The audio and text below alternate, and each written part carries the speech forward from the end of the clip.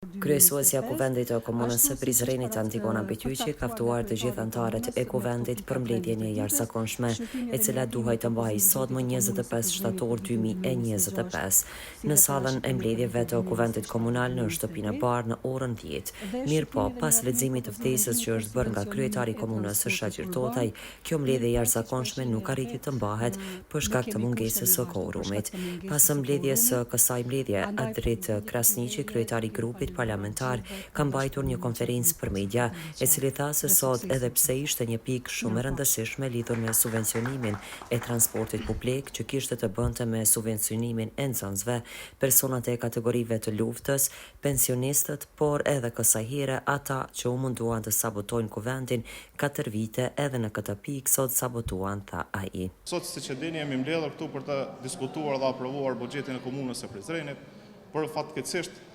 ata që 4 vite e blokuan dhe tentuan ta bllokojnë, edhe sot e sabotuan komunën e Prizrenit, i sabotuan qytetarët e Prizrenit. Ne sot kemi qenë të gatshëm që të diskutojmë, të pranojmë gjitha kërkesat e tyre, por fatkeqësisht ata që edhe kur ishin në pozitë, edhe në opozitë, ata që kanë bllokuar po vazhdojnë ta bllokojnë komunën tonë. Një kërkesë nga ne është që qytetarët duhet t'i vlerësojnë me votë dhe t'i ndëshkojnë ata që sot nuk morën pjesë në këtë votim të buxhetit të komunës së Prizrenit. Sot gjithashtu ishte edhe subvencionimi i transportit publik, ku me këtë subvencionim do të subvencionoheshin nxënësit,